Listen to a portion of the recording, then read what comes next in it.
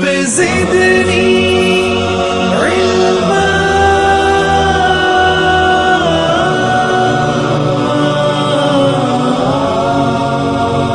رب زدني علما. السلام علیکم ورحمۃ اللہ وبرکاتہ.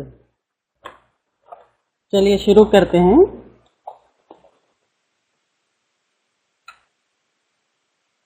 اعوذ باللہ من الشیطان الرجیم. بسم اللہ الرحمن الرحیم. ان الحمد للہ نحمده ونستعینه ونستغفره ونعوذ باللہ من شرور انفسنا ومن سیئات اعمالنا. من يهد الله فلا مضل له ومن يضلل الله فلا هادي له. وأشهد أن لا إله إلا الله وحده لا شريك له وأشهد أن محمدا عبده ورسوله. تمام تعریفیں اللہ کے لیے ہے. ہم اس کی تعریف کرتے ہیں اور اس سے مدد اور معافی طلب کرتے ہیں. ہم پناہ مانگتے ہیں اللہ عز و جل کے خود کی برائیوں سے اور تمام برے کاموں سے. جسے بھی اللہ کی ہدایت ملے اسے کوئی گمراہ نہیں کر سکتا اور جسے اللہ نے گمراہ کیا اسے کوئی ہدایت نہیں دے سکتا. ہم گواہی دیتے ہیں کہ عبادت کا حقدار صرف اللہ ہے اور کوئی اس کا شریک نہیں. اور ہم گواہی دیتے ہیں کہ محمد صلی اللہ علیہ وسلم اللہ تعالیٰ کے بندے اور رسول ہیں اور اللہ اپنی سلامتی بھیجے اپنے آخری نبی پر اور ان کے اہل و عیال پر اور ان کے صحابہ پر. جو بھی حق میں آپ لوگوں کے سامنے پیش کروں وہ اللہ تعالیٰ کی طرف سے ہے اور اگر مجھ سے کوئی غلطی یا کوتاہی ہو جائے تو وہ میری طرف سے اور شیطان کی طرف سے. رب اشرح لی صدری ویسر لی امری واحلل عقدۃ من لسانی یفقہوا قولی. سب سے پہلے تو آپ لوگ اپنے دل سے اور دماغ سے ڈر نکال دیجئے کہ یہ کیسا ہوں گا، کیسا پڑھیں گے، کتنا مشکل ہے. کوئی مشکل نہیں ہے، بہت آسان ہے. بہت ہی آسانی کے ساتھ سمجھ لے سکتے ہیں، ہم پڑھ لے بھی سکتے.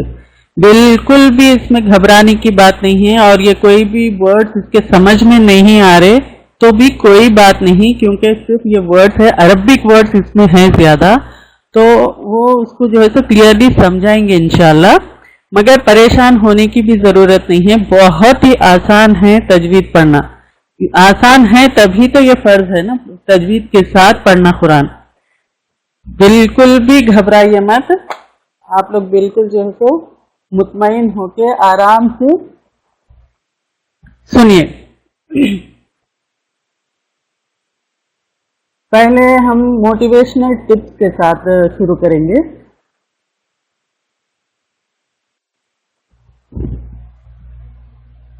بخاری اور مسلم کی حدیث ہے. عثمان بن عفان رضی اللہ تعالیٰ عنہ سے مروی ہے کہ آپ صلی اللہ علیہ وسلم نے فرمایا خیرکم من تعلم القرآن وعلمہ. تم میں سے بہتر وہ ہے جو قرآن سیکھے اور دوسروں کو سکھائے. یعنی تم میں سے بہترین وہ ہے جو شخص قرآن کو سیکھ کر پھر دوسروں کو سکھائے، یعنی اس کو آگے بڑھانا ہے. اور ایک ٹپ یہ ہے کہ جب ہم کوئی بھی چیز صرف سنتے ہیں تو بھول جاتے ہیں. یعنی I listen, I forget, I see, I remember, I practice, I learn, finally I teach, I master.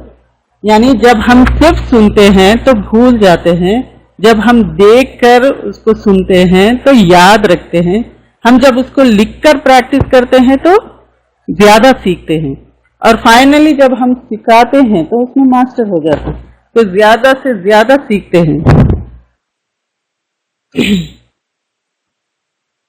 اور ایک دوسری حدیث ہے. علم کی امپورٹنس کیا ہے سو اس سے پتہ چلتا ہے. یہ ابن ماجہ کی حدیث ہے. انس بن مالک رضی اللہ تعالیٰ عنہ سے مروی ہے کہ طلب العلم فریضۃ علی کل مسلم و مسلمہ. یعنی علم کا طلب کرنا ہر مسلمان مرد اور عورت پر فرض ہے. آپ لوگ کو سلائیڈ نظر آ رہی؟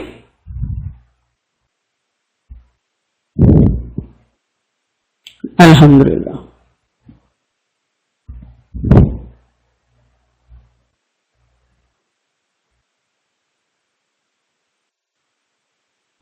قرآن کی عظمت. قرآن کی عظمت دیکھیے، یہ سورہ حشر کی آیت ہے، لو انزلنا ھذا القرآن علی جبل لرأیتہ خاشعا متصدعا من خشیۃ اللہ.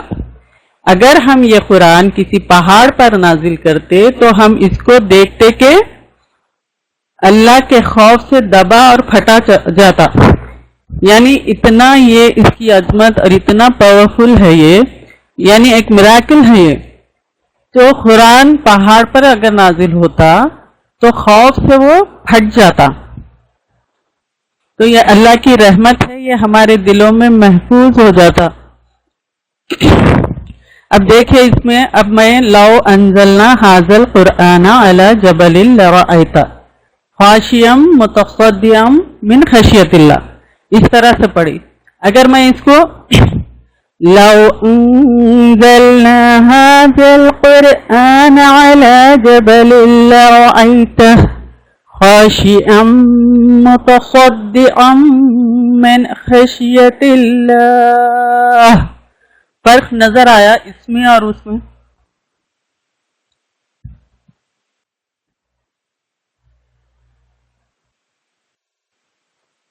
تجوید سیکھنے کی شرائط. کائنڈلی آپ لوگ سے ریکویسٹ سمجھ لیجیے کہ ڈونٹ فیل کہ یہ چیزیں ریپیٹ ہو رہی. یہ تو مجھے معلوم ہے، نیور ڈو دیٹ، کیونکہ اس سے جو ہے سو آپ کے سیکھنے میں بیریئر بنے گا، یعنی رکاوٹ بنے گی، یعنی ہم کچھ سیکھ نہیں سکیں گے. ارے یہ تو معلوم ہے، چلو بے پرواہی سے کیئرلیسلی اگر سننے بیٹھے تو پھر ہم آگے سیکھ نہیں سکیں گے.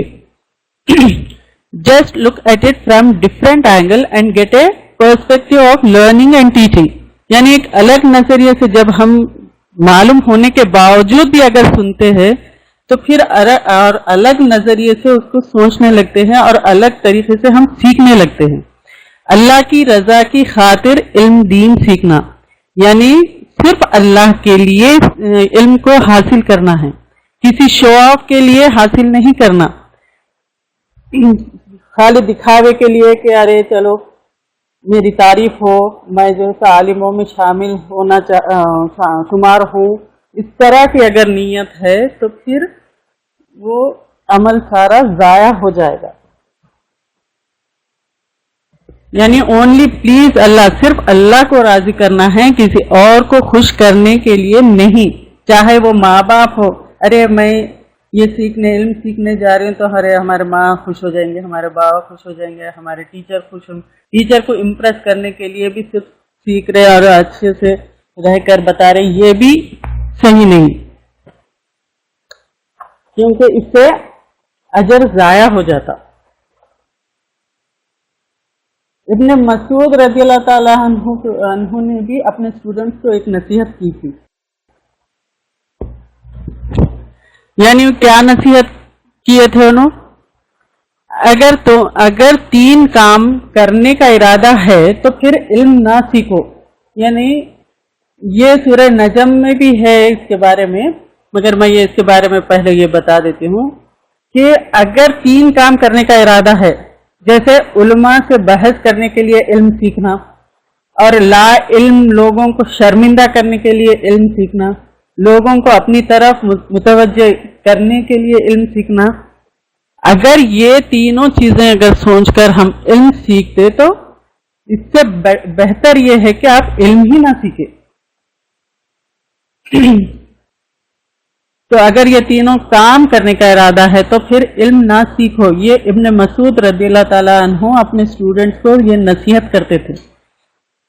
اور سورہ نجم میں بھی ہے کہ یہ 3 چیزوں سے بچنا ضروری ہے، یعنی ریاکاری، شو آف، اور اپنا امپریشن بنانے، دوسروں کو سنواتے رہنا کہ ارے تم تو جاہل ہے، ارے تم کو گوار ہے، تم کو کچھ نہیں معلوم، میرے کو کچھ، میں عالم ہوں، میرے کو یہ سب علم ہے، میرے کو یہ سب معلوم ہے.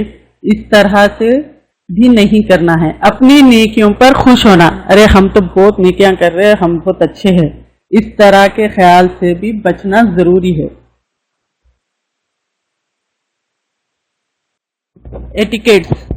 ایٹیکیٹ نمبر 1 میں انڈیویجول سیلف چیک کر لینا ہے، یعنی اپنے آپ کا محاسبہ کرنا ہے.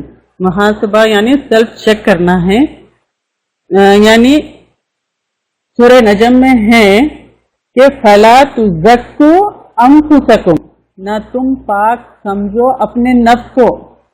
یعنی اللہ تعالیٰ خود فرما رہے ہیں قرآن میں کہ تم اپنے نفس کو پاک مت سمجھو. تو اسی لیے ہم جو ہے تو اس دعا کے ساتھ آگے بڑھیں گے. اللہم طہر قلبی من النفاق وعملی من الریاء ولسانی من الکذب وعینی من الخیانہ فإنک تعلم خائنۃ الأعین وما تخفی الصدور.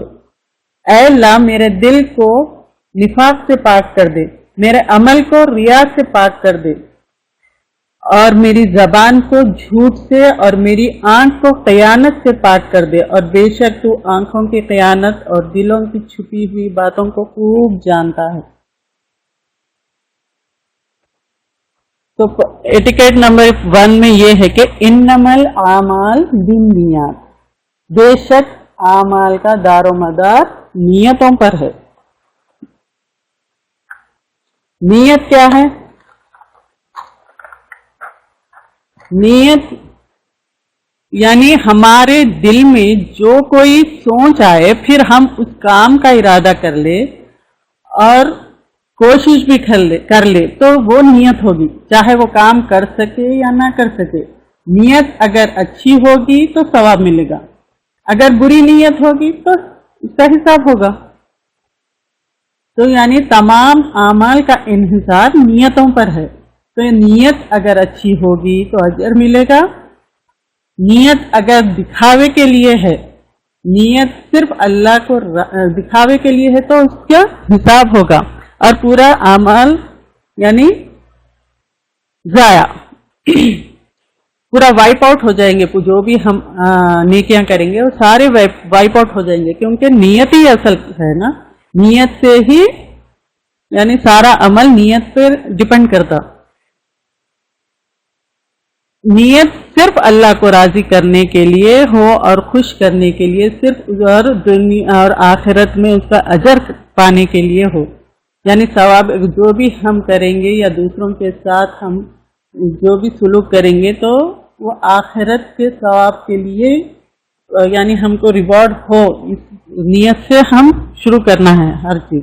اگر نیتوں میں خرابی آ گئی، بگاڑ آ گئی تو عمل بھی خراب ہوگا. یعنی نیت کو درست ہونا عمل کی یعنی نیت کا درست ہونا عمل کو اچھا ہونا ہے. یعنی عمل جو ہے تو اچھا ہوگا. نیت میں فساد ہونا پھر عمل میں بگاڑ ہوگا.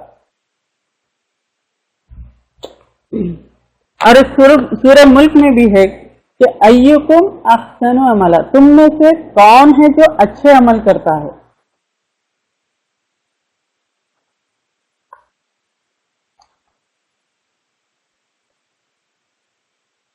اور ایٹیکیٹ نمبر 2 میں لرننگ میتھڈ کہ کیسا اس کو ہم سیکھنا ہے. یعنی ہمبلنس کے ساتھ اور اٹینٹیو فریم آف مائنڈ کے ساتھ، یعنی بالکل ہمارے دماغ کو الرٹ رکھ کر کلاس میں انٹر ہونا ہے. کوئی بھی علم کی جگہ ہم جاتے ہیں تو اپنے مائنڈ کو بالکل اٹینٹیو رکھنا ہے. کلاس جب اٹینڈ کرے ایکٹیو رہنا ہے، نوٹ کے ساتھ اٹینڈ کرنا ہے. بغیر نوٹ کے مائنڈ پھر جو ہے تو ادھر ادھر بھٹکے گا.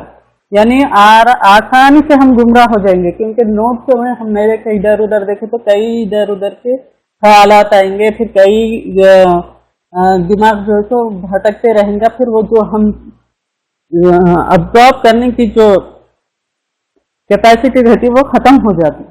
تو پورے کانسنٹریٹ ہو کر سننا ہے، کانسنٹریشن کے ساتھ سننا ہے. پین بھی ساتھ رکھیں گے تاکہ خاص باتیں نوٹ کر سکے. اور ابزارپشن لیول بھی ڈیپ ہوگا جب ہم لکھیں گے.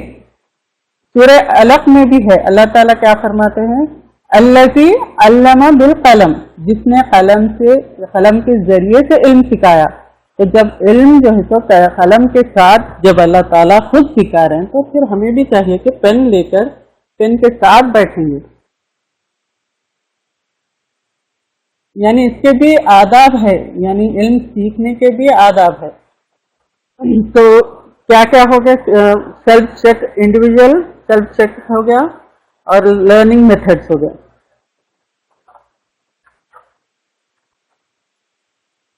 اور etiquette number 3، repetition and practice at least 5 to 7 times الگ الگ ٹائم پر کرنا، یعنی ریپیٹ کرتے رہنا ہے.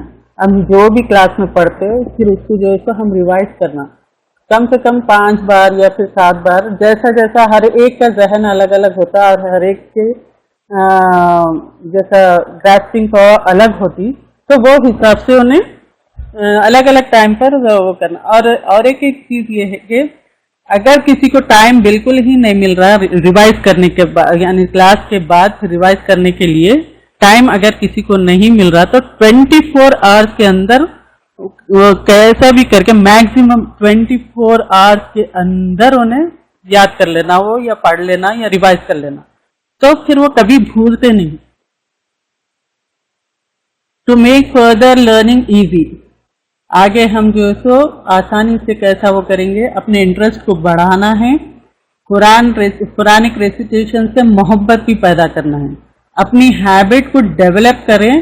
قرآن آپ کی زبان پر ہمیشہ 24/7 رہے، یعنی اپنی ہیبٹ کو ایسے بنا لینا ہے کہ ہم چلتے پھرتے، اٹھتے بیٹھتے، جاگتے سوتے، ہر وقت جو ہے سو ہم قرآن کو جو ہے سو پڑھتے رہیں، یا تو اس میں کی آیتیں یاد کریں، یا پھر اب تو آپ لوگ جو ہے سو اس میں شاید سب لوگ سیکھے ہوئے بھی ہے، یا کوئی تھوڑا سیکھے یا کوئی بہت سیکھے یا کوئی پہلی بار آ رہے.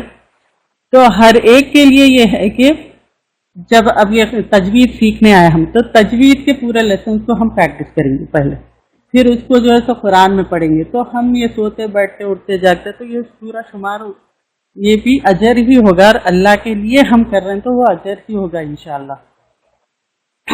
قرآن کی تلاوت سے محبت ہونی چاہیے، نہ کہ ڈر. یعنی قرآن کی تلاوت سے بعض لوگ اتنا ڈر جاتے کہ ارے ہم پڑھیں گے تو گناہ ہو جائیں گا، ارے یہ کرے تو اس سے بہتر ہے کہ ہم پڑھیں گے نہیں، تو وہ سب بند کر کے رکھ دیتے ہو. ویسا نہیں کرنا ہے. قرآن اور پھر ارے قرآن اتنا مشکل ہے ہم کیسا پڑھیں گے، وہ ہم کو آتا ہی نہیں کیسا کرنا، وہ صحیح ہم کو پڑھنے نہیں آتا تو ہم کیسا پڑھیں گے، اور بہت مشکل ہے ہم قرآن نہیں سیکھ سکتے. ایسا نہیں سوچنا ہے. قرآن بہت آسان ہے، بہت ہی بہت آسان ہے. سورہ قمر میں ہے، اللہ تعالیٰ خود فرماتے ہیں کہ وَلَقَدْ يَسَّرْنَا الْقُرْآنَ لِلذِّكْرِ، اور ہم نے قرآن کو آسان کر دیا ہے نصیحت کے لیے. جب اللہ تعالیٰ خود فرما رہے ہیں کہ ہم نے آسان کیا قرآن کو، تو پھر اگر ہم یہ سوچ رہے کہ ارے نہیں بہت مشکل ہے، تو پھر اللہ کی بات کو جھٹلا رہے ہیں یہاں پر. یعنی اللہ کی بات کو جھٹلانا یعنی کفر کرنا ہے. علم تجوید کے فائدے. اس علم سے تلاوت قرآن کے موقع پر زبان غلطیوں سے محفوظ رہتی. تجوید کا کیا فائدہ ہے؟ تجوید سے ہم پڑھنے سے قرآن میں جو غلطی ہوتی، جب ہم قرآن کی تلاوت کرتے اس موقع پر جو بھی غلطیاں ہوتی تو اس سے محفوظ ہو جاتے ہیں. تو علم تجوید کی فضیلت یہ ہے کہ تمام علم میں اشرف اور افضل ہے، کیونکہ یہ اللہ تعالیٰ کے کلام سے نسبت ہے، کیونکہ یہ اللہ تعالیٰ کے کلام سے ہے نا، تو اس کی وجہ سے علم سے بہت فائدے ہیں تجوید کے، کہ ہم فلوئنٹلی اور پھر آسانی کے ساتھ ہم قرآن پڑھ سکیں گے. اب واٹ از تجوید؟ تجوید کیا ہے؟ تجوید صرف بگننگ ہے، اینڈ نہیں ہے. یہ لائف لانگ جرنی ہے. یعنی اب تجوید سیکھ لیا، چلو بند کر دو، اب ہو گیا ہم سیکھ لیا بھائی، ہم تو قاری بن گئے، پھر اس کے بعد ہم پڑھ رہے نہیں، ہم قرآن کھول رہے نہیں، وہ بیکار ہے. ویسا نہیں ہے. اب اسٹارٹ، یہ صرف یہ بگننگ ہے، اس کے بعد بہت ہے قرآن کا. تو یہ لائف لانگ جرنی ہے. جب تک کہ ہماری سانس ہے ہم قرآن کو تھامے رکھنا ہے، کیونکہ یہ قرآن اللہ کی رسی ہے، حبل اللہ، یعنی اللہ کی رسی ہے، اس کو ہمیشہ کے لیے تھام کر رکھنا ہے. قرآن کا حق کیا ہے؟ ایمان ہے اس پر رکھنا، یعنی قرآن پر ایمان رکھنا مسلمان ہونے کی شرط ہے، کہ قرآن پر ایمان رکھنا ہے، پھر اس کا ریسیٹیشن کرنا ہے، پھر سمجھ کر پڑھنا ہے، قرآن پر عمل کرنا ہے، finally teaching Quran to other, یعنی دوسروں کو بھی سکھانا ہے۔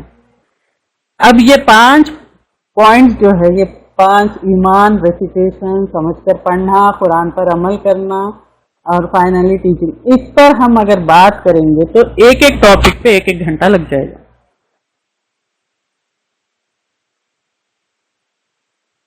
تو ہم جو ہے تو اس پر ہم بات نہیں کریں گے، پھر انشاءاللہ کبھی ہوا تو اس پر کریں گے ہم کلاسز، مگر ہمارا مین فوکس اب کیا ہے؟ تجوید پر۔ تو ہم پورا صرف تجوید پر فوکس کریں گے۔ یہ سارے چیزیں ہمارے میں ہونی چاہیے، یعنی قرآن پر ایمان رکھنا ہے، پھر قرآن کی ریسیٹیشن تا حیات کرتے رہنا ہے اور سمجھ کر پڑھنا ہے، پھر قرآن پر عمل بھی کرنا ہے، ساتھ میں پھر ٹیچ بھی کرنا ہے لوگوں کو، یعنی سیکھ کر پھر آگے جو ہے تو لوگوں کو سکھانا ہے۔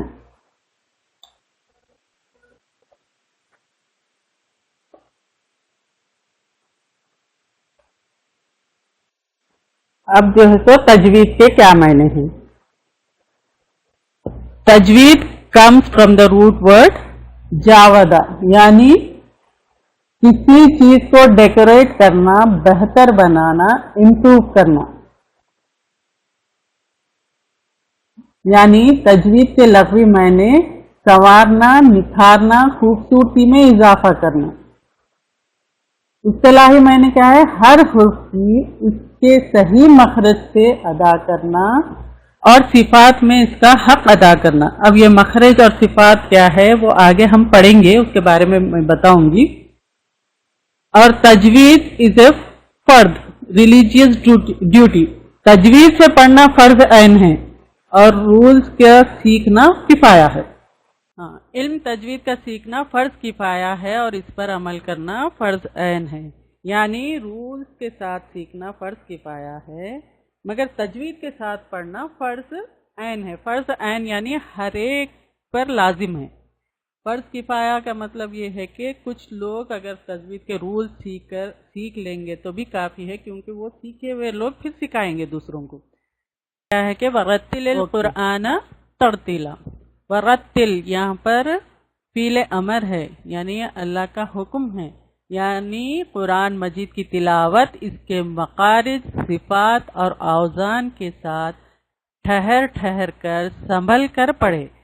اب یہ مخارج کیا ہے یہ آگے ہم آتے جائیں گے، اس میں بتاؤں گی میں، پھر بھی اب یہاں پر بتا دیتی ہوں۔ یعنی آواز نکلنے کی جگہ، صفات یعنی وہ جو آواز نکل رہی تو اس کا وہ کیریکٹر کیسا ہے، وہ یعنی کہ وہ کس طرح سے آواز نکل رہی، اس کی آواز کیسے، یعنی اس کا فلو کیسا، اس کے جیسا۔ اب ایگزامپل بعض لیٹرز ہے کہ وہ سی ٹی کی ویسی آواز آتی تو وہ ویسا اس کو صفات کہتے۔ اور اوزان یعنی اسکیل، جیسا کھینچنے کی مقدار، جیسا اب ایگزامپل یعلمون، تو وہ کھینچنے کی جو مقدار ہے اس کو اوزان کہتے۔ قرآن مجید اللہ سے بذریعے جبرائیل علیہ السلام کے محمد صلی اللہ علیہ وسلم پر بذریعے وحی نازل ہوا ہے اور آپ صلی اللہ علیہ وسلم کے ذریعے بلا رد و بدل ہم تک چلا آیا ہے۔ تجوید القرآن کا حاصل ہونا پابندی مدرسہ اور مشق ذہن پر منحصر ہے، یعنی پابندی سے کلاس اٹینڈ کرنا، اور مشق ذہن یعنی پریکٹس، یعنی ذہن نشین کرتے ہوئے اتنی پریکٹس کرنا، اس پہ ڈیپینڈ کرتا ہے کہ یہ آسانی کے ساتھ آپ لوگ سیکھ سکتے۔ تجوید یعنی قرآن کے حروف و الفاظ کو ان کے مخارج، صفات اور اوزان کے ساتھ خوبی سے ادا کرنا۔ تجوید وہ علم ہے جس کی وجہ سے عربی حروف تہجی کے ساتھ تلفظ کی صلاحیت پیدا ہوتی ہے۔ مخارج یعنی حرف کے نکلنے کی جگہ۔ صفات یعنی اس کیفیت کو کہتے ہیں جو آواز پر طاری ہوتی ہے، ایگزامپل آواز کا اسٹرانگ ہونا یا ویک ہونا۔ اوزان یعنی کھینچنے کی مقدار، یعنی کاؤنٹس. اب ٹوٹل حروف تہجی 29 ہے. کوئی کہتے کہ 28 ہے. اب ہم یہاں پر 29 کاؤنٹ کریں گے، اس لیے کہ الف کو حمزہ کاؤنٹ کرتے سب.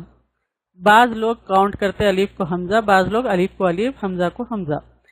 تو اس وجہ سے کوئی 28 کہتے، کوئی 29.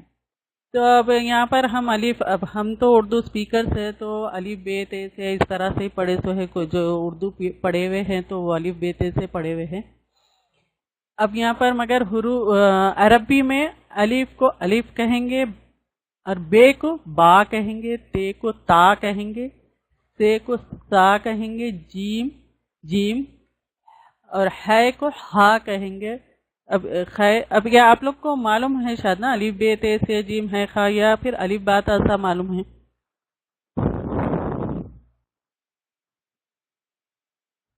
جی، کیونکہ اردو میں اس کو الگ پڑھتے ہیں، عربی میں اس کو اس طرح سے پڑھتے، الف با تا سا جیم ہا خا دال زال را زا سین شین صاد ضاد طا زا عین غین فا قاف کاف لام میم نون واو ہا حمزہ یا.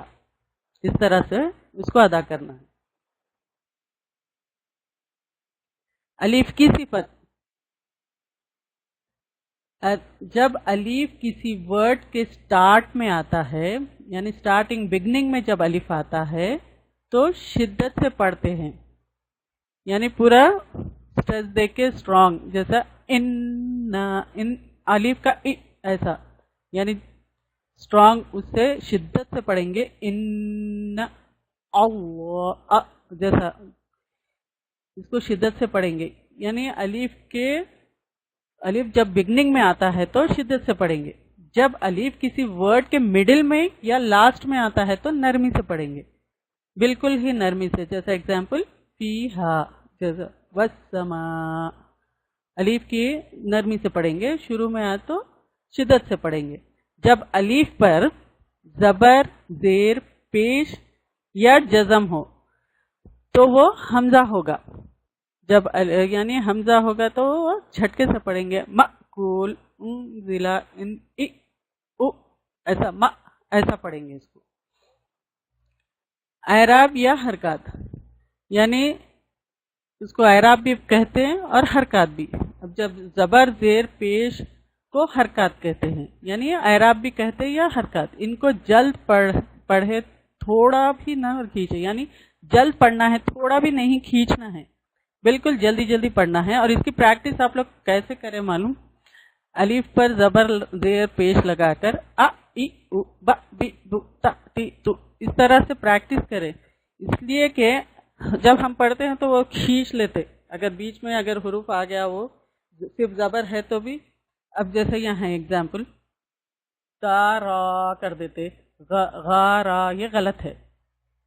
تا را ہے نا، بس جلد سے جلد ترا غزا کسرا نصرا، ایسا جلدی جلدی پڑھنا ہے اور اس کو کھینچنا نہیں ہے. نصارا ماتارا اس طرح سے کھینچ دیتے، اس کو ڈھیل بالکل نہیں دینا ہے، بالکل جلد پڑھنا ہے. اس کو کھینچنا بالکل بھی نہیں ہے، جلد پڑھنا ہے. ترا غزا کسرا نصرا قدرا، اس طرح سے. رقدہ کشفا مطورا، جہاں بھی قرآن میں ہے آپ لوگ کھول کر دیکھیں، جہاں بھی زبر زیر پیش آ گیا تو اس کو جلد پڑھیں گے. زبر کا دیکھے تھے نا ہم. اب کسرہ یعنی زیر، یہ کوئی بھی حروف پر آئے تو اس کو مکسور کہتے ہیں. ہاں، یہ اور ایک چیز اس میں یہ نہیں بتائی میں، فتح یعنی زبر. فتح کو عربی میں، یعنی زبر کو فتح کہتے ہیں عربی میں. عربی میں یہ صرف نام ہے، نام سے پریشان مت ہوئیے آپ لوگ، نئے نئے نام ہیں یہ نام جو ہے تو عربی میں ہے اور آسان ہے، آپ یاد کر لیے تو بہتر ہے، نہیں تو زبر کو فتح یہ ورڈ یوز ہوں گے. تو پھر آگے بھی آپ کے لیے مفتو یعنی زبر. مفتو یعنی زبر. کیسا زبر؟ اب یہ ہے دیکھیے، میں ٹھہری آپ لوگ کو بتاتی ہوں. اب یہ تا پہ زبر ہے، تو تا پر جب زبر آتا، وہ لیٹر کے ساتھ زبر، تو اس کو مفتو کہتے. صرف زبر اگر رہا تو وہ فتح ہے، اگر کوئی لیٹر کے اوپر آ گیا تو وہ مفتو ہو جاتا.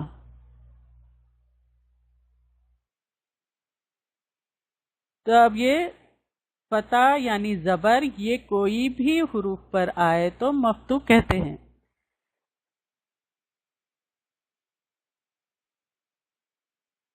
سمجھ میں آ گیا یہ؟ اور یہ اب زیر کا ہے، کسرہ یعنی زیر. زیر کو کسرہ کہتے. یہ عربی ورڈز ہے، یہ عربی ہے، اور یہ زیر ہم اردو میں کہتے. تو زیر یعنی کسرہ. اب پھر یہ زیر کسی لیٹر پر آ گیا، یعنی کسی حروف پر آ گیا تو وہ مکسور ہو جاتا، اس کو مکسور کہتے. جیسے ہیا، بکا، ورثہ، لائقہ، اس طرح کے جو لیٹرز پر زیر آئیں گے تو وہ مکسور ہو جائیں گے. مکسور ہے اس کا نام، اس کو مکسور کہتے. زبر آ گیا تو فتح، اور زیر آیا تو کیا کہیں گے؟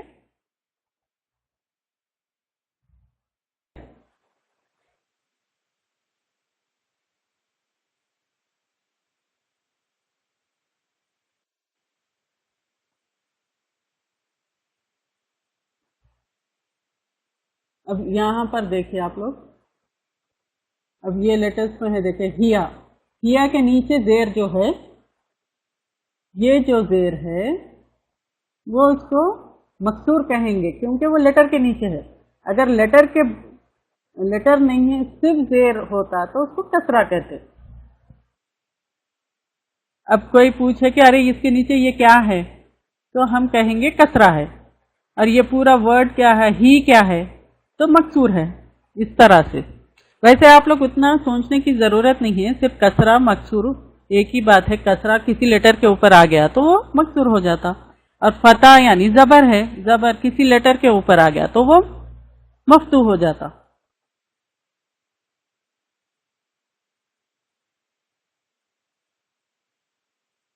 اسی طرح یہ دمہ.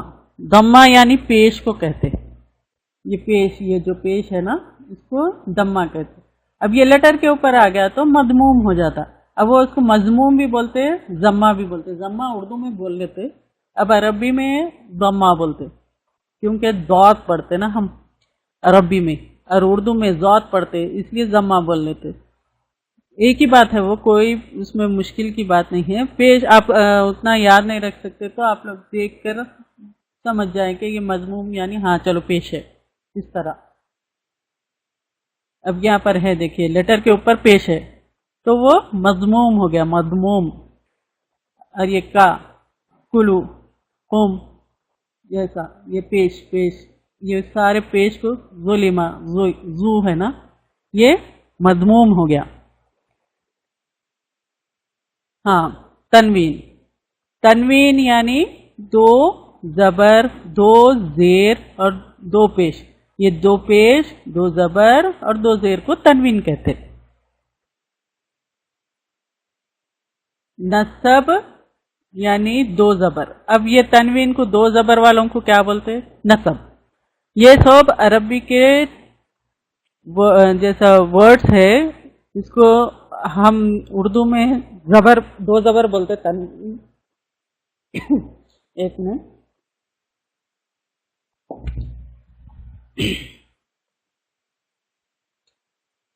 عربی میں اس کو نصب بولتے.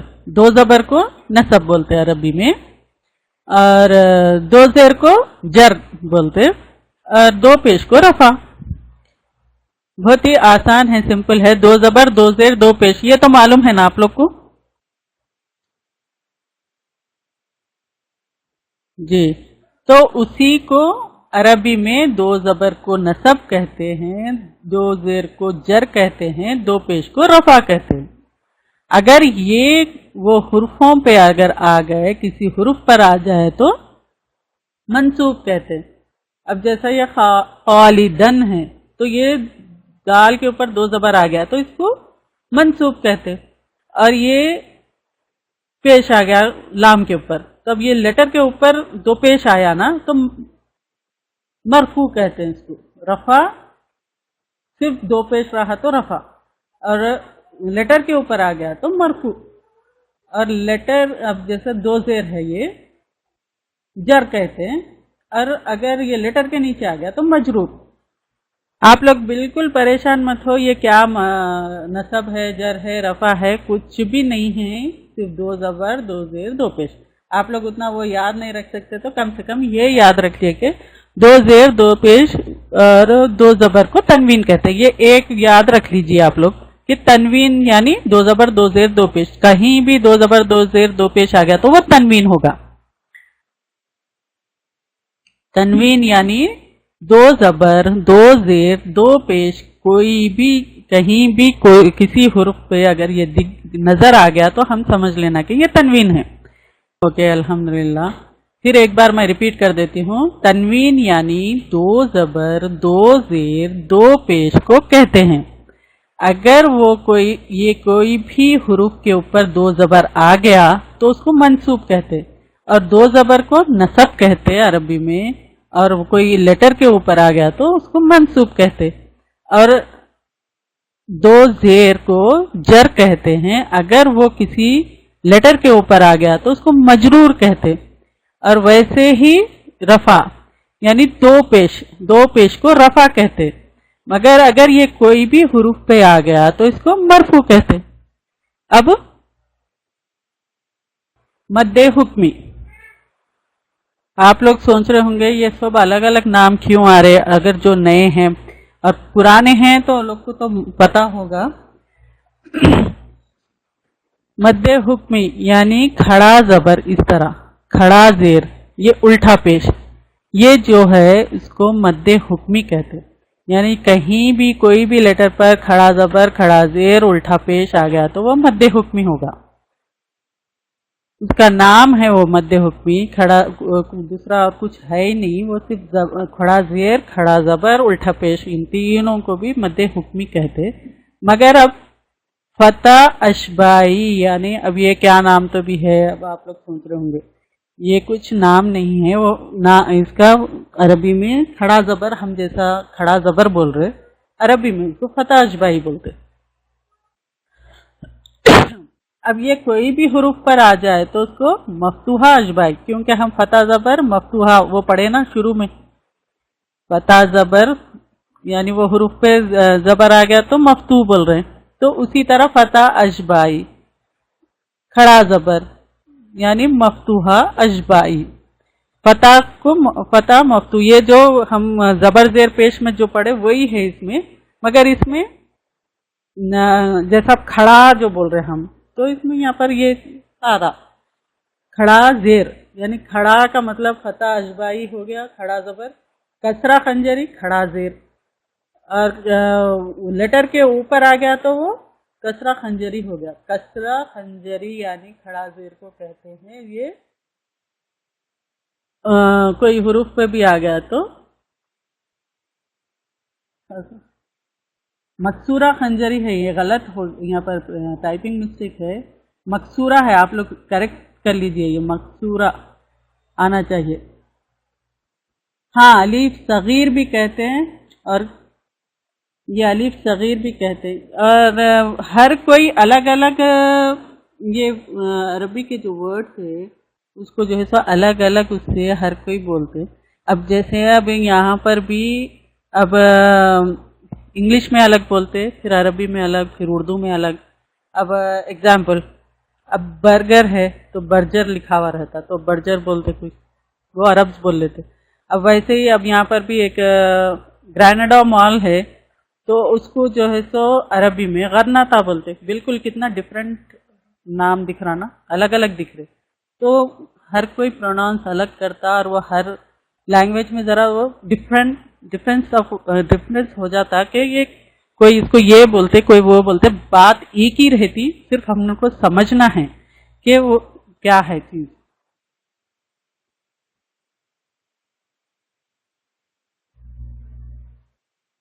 اور یہ دمہ معکوسہ یعنی الٹا پیش، یہ کوئی بھی حروف پر آ گیا تو مضمومہ معکوسہ.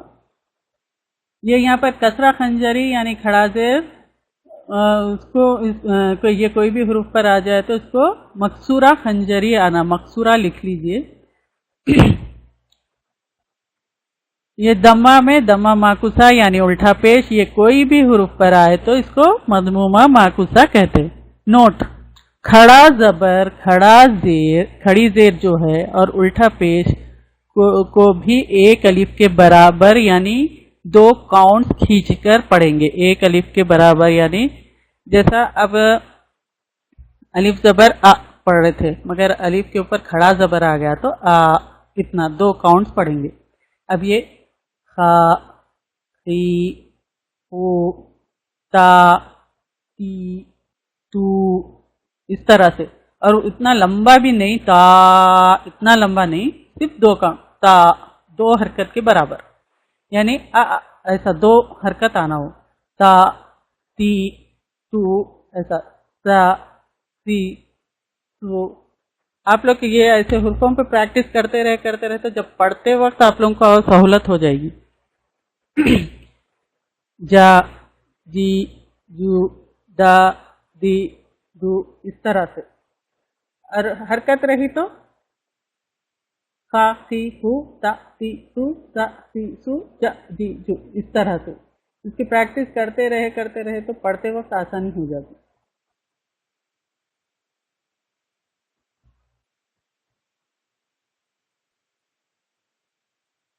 سکون. سکون یہ جو سرکل ہے اس کو سکون کہتے. یہ ہاف سرکل بھی رہتا ہو یا پھر یہ پورا راؤنڈ سرکل بھی رہتا ہے، ایسا پورا سرکل بھی رہتا ہے یا پھر ہاف سرکل، تو اس کو سکون کہتے. سکون یعنی جزم، جزم کو سکون کہتے ہیں. جزم بھی ایک ہی بات ہے، سکون بھی ایک ہی بات ہے. یہ کوئی بھی حرف پر آ جائے تو اس کو ساکین کہتے ہیں. اب جیسا وہ کوئی بھی حروف پہ زبر آ گیا تو مفتوح کہتے ہیں، کوئی بھی حروف پر زیر آ گیا تو مکسور کہتے ہیں، کوئی بھی حروف پر پیش آ گیا تو مضمون کہتے ہیں. اسی طرح یہ جزم بھی کوئی بھی حروف پر آ گیا تو وہ ساکین کہتے ہیں. تو حمزہ پر سکون ہو تو جھٹکا دے کر پڑھیں گے. یأتی مؤمن، اس طرح جھٹکا دے کر. حمزہ جب آتا نا، یہ الف، حمزہ اور الف ایک ہی بات ہے، اس پر سکون آ گیا تو وہ جھٹکا دے کر پڑھیں گے اس کو.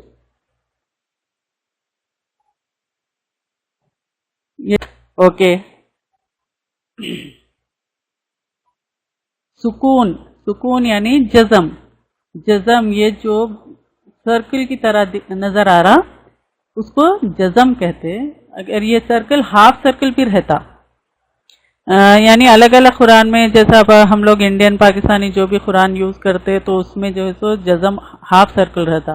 اب یہاں پر مدنی مصحف یعنی یہاں پر جو قرآن سب پڑھتے اس میں ایسا گول رہتا، اس کو سکون کہتے. تو سکون یعنی جزم، یعنی جزم کو ہی سکون کہتے ہیں. اور اگر یہ کوئی بھی لیٹر کے اوپر آ گیا تو اس کو ساکن کہتے.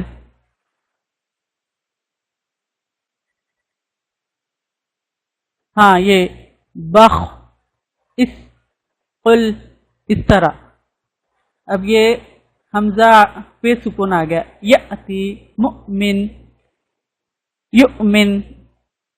قرآن میں بھی بہت سارے ہیں، بہت آسان ہے کیونکہ اللہ تعالیٰ خود فرمائے کہ بہت آسان ہے قرآن نصیحت حاصل کرنے کے لیے. تو پھر ہم جو ہے سو یہ سوچنا ہی نہیں کہ یہ اتنا مشکل ہے کیا ہے. دیکھو بچہ بھی جب سیکھنے اسکول کو جاتا تو وہ سٹارٹنگ سے ہی سیکھتا ہے. اس کو پھر پورے بڑے بڑے، اب ہم آج بات کر رہے ہیں جو بھی لینگویج میں ہم بات کر رہے ہیں تو ہم کیسا سیکھ لیے؟ تو یہ تو عربک ہے، پھر یہ قرآن کی لینگویج ہے، قرآن کو تو ہم سیکھنا چاہیے. کیونکہ ہم مسلمان ہیں،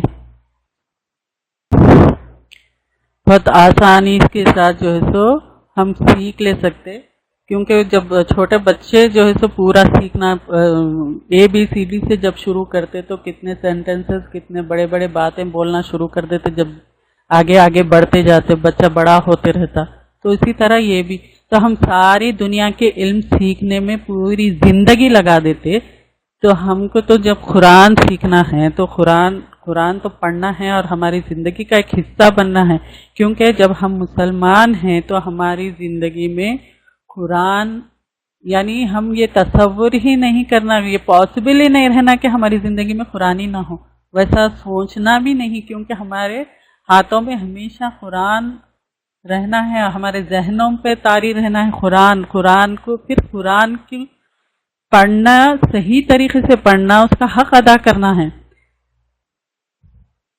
تو یہ مشکل ویسا ہے، یہ کیا ہوں گا ایسا سوچو ہی مت، بالکل بھی آسان ہے، اور ڈرنا بھی نہیں ہے، آہستہ آہستہ وہ سمجھ میں آ جاتا، آپ جیسا جیسا آگے بڑھیں گے۔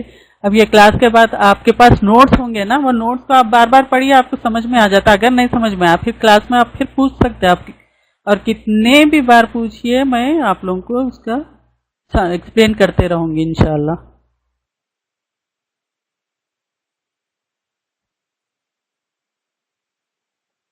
اب یہ شدہ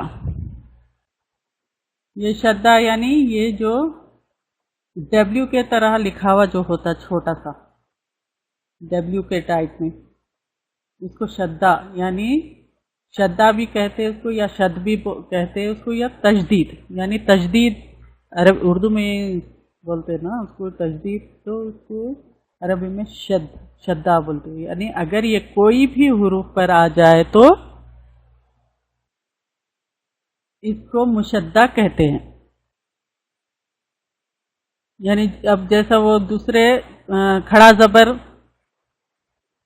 کوئی بھی حروف پر آ گیا تو مفتوحہ اشبائی، کس طرح مفتوحہ اشبائی ہم پڑھے تھے نا، پھر کسرہ خنجری، اسی طرح اب زبر آ گیا تو فتح، صرف زبر کو فتح کہتے ہیں، پھر اگر وہ حروف پر آ گیا تو مفتوح کہتے ہیں، تو اسی طرح مشدہ کہتے ہیں اس کو۔ اگر یہ اب جیسا ماں کے اوپر چھوٹا سا ڈبلیو ہے، پھر اس کے اوپر زبر ہے، تو وہ جو ڈبلیو ہے اس کو مشدہ کہتے ہیں۔ اب میم کے اوپر کیا ہے، تو یہ میم کس کے ساتھ ہے، مشدہ ہے، یہ میم مشدہ بولتے ہیں اس کو، میم کے اوپر جب یہ ڈبلیو آ گیا تو اس کو مشدہ۔ شدہ یعنی تجدید، اگر یہ کوئی بھی حروف پر آ جائے تو اس کو مشدہ کہتے ہیں، کوئی بھی حروف پر جب آ گیا تو مشدہ، یعنی اب جیسا جس حروف پر تجدید ہو اس کو 2 بار پڑھتے ہیں، یعنی اب ایک حروف کے اوپر اگر یہ تجدید آ گیا تو اس کو 2 بار پڑھیں گے، کیسا، الف بے زبر، یعنی اس کے تجدید کے ساتھ آ گیا تو اب با ہے، تو الف بے اب ہو گیا، پھر پلس بے زبر با، تو یہ دونوں مل گیا، یہ الف بے جو ہے اس پہ ساکن کے ساتھ ہے اب، پھر پلس پھر بے زبر آیا، تو اب یہ 2 بے کو جوائن کرے تو وہ تجدید ڈال کے جوائن کرتے، تو اس لیے وہ ابا پڑھیں گے۔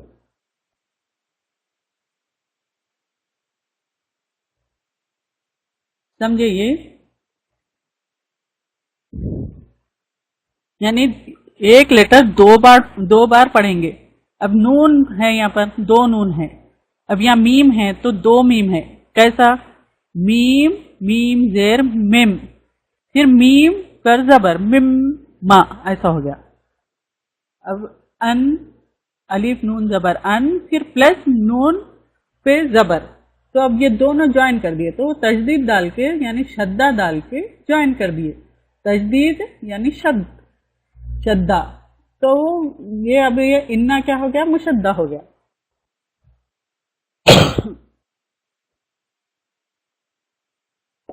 اس میں میم مشدہ، اب جیسے میم کے اوپر مشدہ ہے نا، میم کے اوپر اگر کوئی بھی یعنی چھوٹا ڈبلیو یعنی شدہ، شد، تجدید ایک ہی بات ہے، یہ ہو اب یہ نون کے اوپر ہو تو ہمیشہ یہاں پر غنہ ہوگا. یہ میم نون کے اوپر تجدید ہو اور میم کے اوپر تجدید ہو تو وہ ہمیشہ غنہ ہوگا، یعنی آواز کو ناک میں تھوڑی دیر روکنا ہے، یعنی غنہ کہلاتا. جیسا اب یہ ہے مم، ایسا ناک میں ایک الف کی مقدار ناک میں گھمانا ہے اس کو، مم ایسا مم مم، پھر یہ ان ایسا نون کو گھمانا ہے اس میں ناک میں، ناک کی بانس میں بولتے ان، پھر یہ ثم. اب یہ ہے وہاب، یہ ہا ہے اس کے اوپر تجدید ہے پھر زبر ہے، یہ الف بھی آ گیا نا تو ہا ہو گیا نا وہاب، یہاں پر وہاب. یہ تو خیر اور آگے بتاؤں گی میں اس کے پورا رول، یہ ابھی آپ لوگ کو نہیں سمجھ میں آئے گا، صرف یہ اس کو ہا کو کھینچیں گے وہاب، وہ آگے اور آئیں گے اس کے. جہنم، اب یہاں نون پہ تجدید آ گیا، صرف یہ آپ دیکھیے کہ یہ دو ہا پڑے جا رہے نہیں، وہاب ہا اور ہا، پھر یہاں میم اور میم. اب یہاں پر ٹوٹل 3 میم پڑھنا ہے، مم، پھر یہ یہاں 2 نون پڑھنا ہے. جو بھی لیٹر پر تجدید آ گیا وہاں پر وہ لیٹر 2 بار پڑھیں گے، تو وہ 2 بار کیسا پڑھیں گے، یعنی یہاں غنہ کریں گے، میم اور نون کے اوپر اگر آ گیا تو غنہ کریں گے تو وہ 2 بار پڑھے جائیں گے.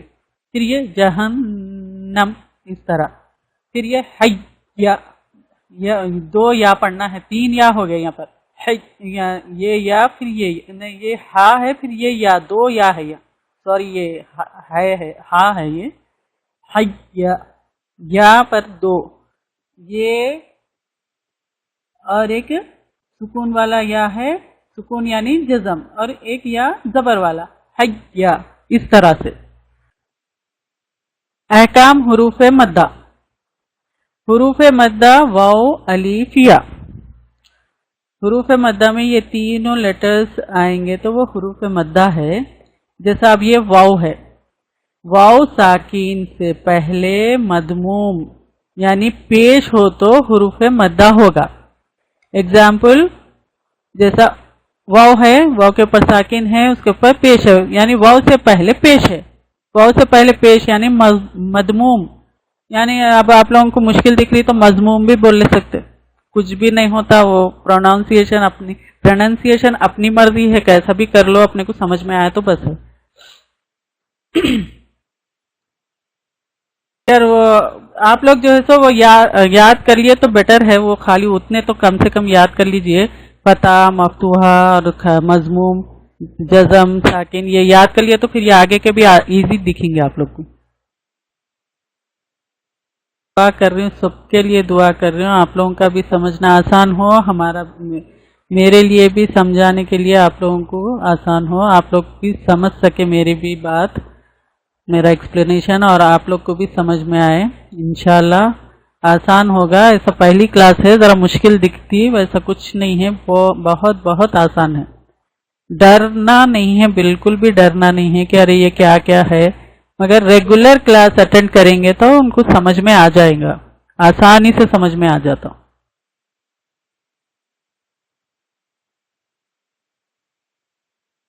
ہاں انشاءاللہ انشاءاللہ. رب زدنی علما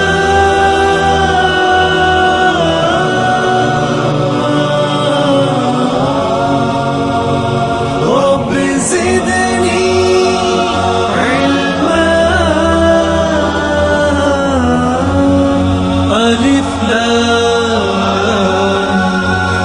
علم کی روشنی زندگی زندگی اے خدا